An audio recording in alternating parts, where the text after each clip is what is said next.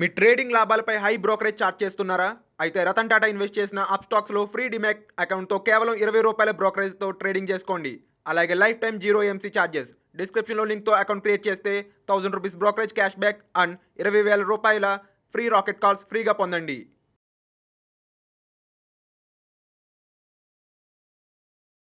నమస్తే, నేను GVSatyanarayana. ఈరోజు మళ్ళీ ఫస్ట్ క్వార్టర్ రిజల్ట్స్ ఏవైతే అయిపోయినాయో వాటిల్లోంచి కొన్ని సెలెక్ట్ చేసి మీకు ప్రతి ఎపిసోడ్కో 3 కంపెనీలను ఎక్స్ప్లెయిన్ చేయడం జరుగుతుంది.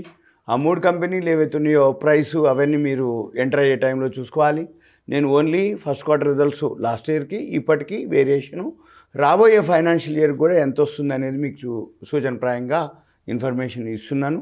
ఇప్పుడు Canara bank public sector bank last year ఏదైతే ఉందో మార్చి 2021కి 2,891 కోట్లు వస్తే 2022కి 6,125 కోట్లు రావడం జరిగింది.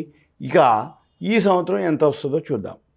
ఫస్ట్ క్వార్టర్ ఆల్రెడీ ఏదైతే జూన్ క్వార్టర్ ఉందో పోయిన సంవత్సరం 1,235 కోట్లు రావడం జరిగింది ఫస్ట్ క్వార్టర్ జూన్ 2021కి.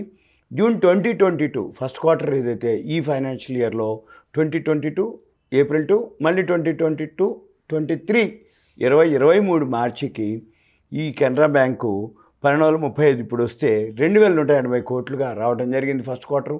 అంటే నియర్లీ 1,235 ఇంటూ 2 అంటే 24,70, కానీ 21,80 నియర్లీ 90% సుమారుగా ప్రాఫిట్ రావడం జరిగింది. అంటే మనకి ఒక క్వార్టర్ 2,180 వస్తే జనరల్గా మనం 4 క్వార్టర్లు ఉంటాయి. 4 క్వార్టర్లకు 2,180 ఇంటూ 4 టైమ్స్ వేస్తే 8,720 కోట్లు. 8,720 కోట్లుగా మనకి రాబోయే ఫైనాన్షియల్ ఇయర్కి చూపిస్తుంది. అయితే పోయిన సంవత్సరం ఎంత వచ్చింది? 6,125 రావటం జరిగింది. 6,125ది 8,000 పైన మనకి ఇప్పుడు చూపిస్తుంది. ఇక తర్వాత ఏదైతే పీర్స్ ఉందో సేమ్ ప్రోడక్ట్లు ఉన్నటువంటి అంటే కాంపిటీటర్స్ అంటాం, స్టేట్ బ్యాంక్ ఆఫ్ ఇది public sector bank, state bank of India, bank of Baroda, Canara bank, Punjab national bank, IOB, union bank, Indian bank, ఇవి వీటి యొక్క పీర్స్. ఇక తర్వాత చార్ట్ విషయంలోకి వస్తే చార్ట్ చూద్దాం. చార్ట్ ఆల్రెడీ వెళ్ళటం మొదలుపెట్టింది, పైకి పెరుగుతూనే ఉంది. 50 days 200 days DMAలు ఏవైతే ఉన్నాయో 2 దాటిపోయినాయి. మళ్ళీ మనం ఎక్కడో ఒక దగ్గర ఈ స్క్రిప్ట్ కొంచెం కరెక్షన్కి వచ్చినప్పుడు మీరు మళ్ళీ V షేప్లో తిరుగుతుంది. ఇలా V షేప్లో తిరిగినప్పుడు మీరు ఎంటర్ అవ్వాల్సి ఉంటుంది. తర్వాత కెనరా బ్యాంక్ యొక్క ఏదైతే వెబ్సైట్కి వెళ్తున్నాం, కెనరా బ్యాంక్ వెబ్సైట్ ఏదైనా సరే ప్రతి షేరు మనం చూసేది ఏదైతే ఉందో ఆ వెబ్సైట్కి వెళ్ళాలి. వెళ్తే ఇక్కడ వాళ్ళకి ఎన్ని బ్రాంచీలు ఉన్నాయి, ఏమేమి ఫీచర్స్ ఉన్నాయి, వాళ్ళు ఏమేం చేస్తారు, పర్సనల్ బ్యాంకింగు, కార్పొరేట్ బ్యాంకింగు, ఈ పర్సనల్ బ్యాంకింగ్లోనే సేవింగ్స్ అని, డిపాజిట్లని, లోన్స్ అని, టెక్నాలజీ, మ్యూచువల్ ఫండ్స్, ఇన్సూరెన్స్లు, ఇంటర్నేషనల్ కార్డు, క్రెడిట్ కార్డులు, డెబిట్ కార్డులు, DPలు, డిమాట్ అకౌంట్లు, ఇక ఏవైతే అంటే జనరల్గా హౌసింగ్ లోన్లు, ఇవన్నీ కూడా దీంట్లో డీటెయిల్డ్గా ఉంటాయి. తర్వాత వీటికి లోన్స్, అడ్వాన్సెస్, మళ్ళీ IPO మానిటరీ ఉంటుంది, మర్చెంట్ బ్యాంకింగ్ కూడా ఉంది కెనరా బ్యాంక్కి. ఇవి జనరల్గా మనము చూడటానికి సింపుల్గా. ఇక తర్వాత ఇంకొక స్క్రిప్ట్ SRF. ఈ SRF ఏందో చూద్దాం. ఈ SRF వచ్చి 2021లో 1,198 కోట్లు రావడం జరిగింది. 2022లో 1,889 కోట్లుగా రావడం జరిగింది. తర్వాత అంటే అప్పటికి 1,200కు సుమారుగా 1,800 అంటే నియర్లీ 50% ఏవో పెరగడం జరిగింది. ఈ సంవత్సరం ఎంత వస్తుందో చూద్దాం. ఈ సంవత్సరం జూన్ క్వార్టర్లో 608 కోట్లు రావడం జరిగింది. అదే జూన్ లాస్ట్ ఇయర్ ఫస్ట్ క్వార్టర్లో 395 కోట్లు రావడం జరిగింది. అంటే లాస్ట్ ఇయర్ ఫస్ట్ క్వార్టర్ 395 వస్తే ఈ సంవత్సరం 600 కోట్లు, అంటే 400 అంటే నియర్లీ 50%. అంటే ఒక క్వార్టర్కి 608 కోట్లు వస్తే 4 క్వార్టర్లకి 2,432 కోట్లుగా వచ్చే అవకాశం ఉంది. 2,432 అంటే లాస్ట్ ఇయర్ 1,800 వస్తే ఈ సంవత్సరం 2,400 కోట్లుగా వస్తుంది అన్నట్టు.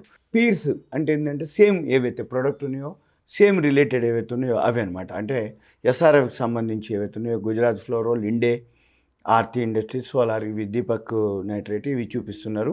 ఓకే, మళ్ళీ మనము చార్ట్కి వెళ్తున్నాం. చార్ట్ ఆల్రెడీ పెరగడం జరిగింది.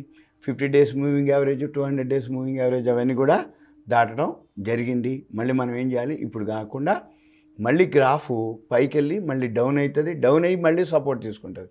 మీరేం చేయాలిగా, ఒక పెన్ను నోట్బుక్ పెట్టుకొని మనం ఏదైతే ఒక్కొక్క ఎపిసోడ్లో 3 కంపెనీలు ఎక్స్ప్లెయిన్ చేస్తున్నాం, ఆ 3 కంపెనీల పేర్లు రాసుకోవాలి.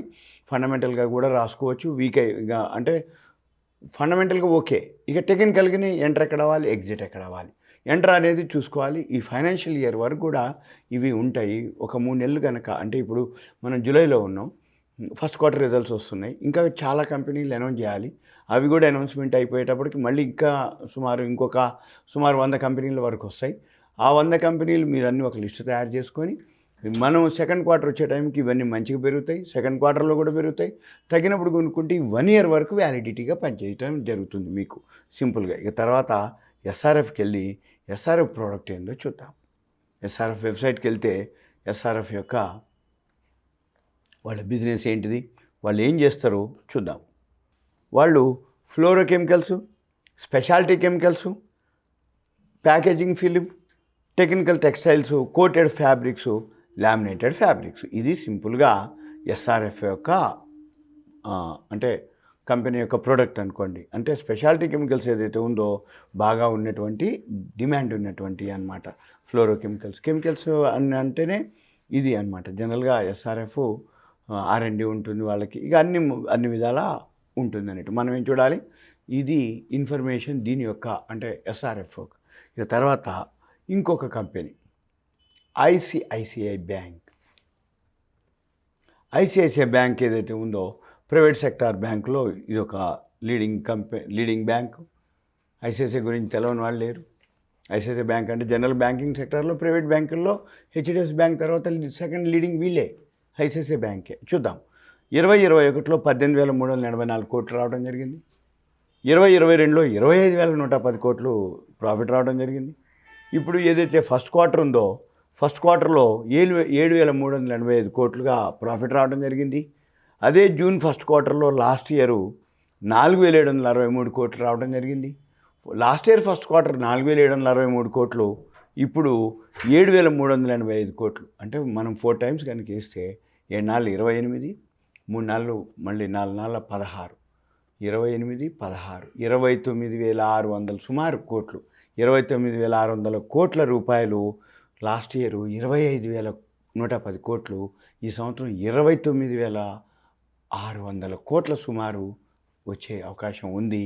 ఐసిఐసిఐ బ్యాంకు తగ్గితే కొనుక్కునేటటువంటి స్క్రిప్ట్. ఇక తర్వాత పీర్స్కి వెళ్తే ప్రైవేట్ బ్యాంకులు ఏవైతే ఉన్నాయో ఫస్ట్ లీడింగ్ కంపెనీ అంటే HDFC, ICICI bank, Kotak bank, Axis bank, IndusInd bank, Bandhan bank, ఇవన్నీ కూడా సేమ్ ఏవైతే ప్రైవేట్ బ్యాంకులో పీర్స్ అనమాట. అంటే సేమ్ ఉన్నటువంటి బ్యాంకుల్ని పీర్స్ అంటాం. తర్వాత ఇక ఐసిఐసిఐ బ్యాంక్ వెబ్సైట్కి వెళ్తే వాళ్ళ బ్రాంచీలు ఏంటి, వాళ్ళు ఏమేం చేస్తారు, ఏముంది అనేది మనము చూడొచ్చు మనం.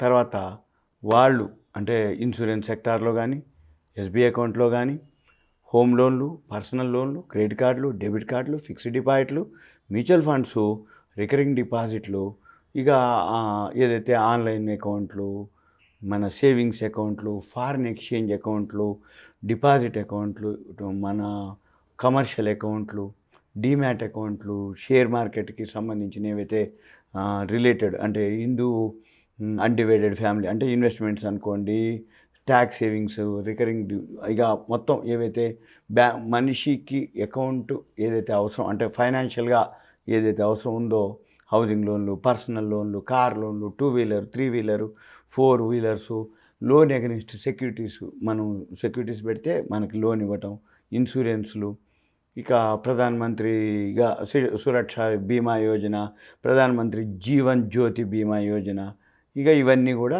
వీటికి సంబంధించిన ఐసిఐసిఐ బ్యాంక్ ఉంది. ఇది సింపుల్గా మీకు ఇప్పుడు ఈ ఎపిసోడ్లో మీకు ఈ కంపెనీలు ఎక్స్ప్లెయిన్ చేయడం జరుగుతుంది. ఇది మీకు అవేర్నెస్ ఇన్ఫర్మేషన్ మాత్రమే.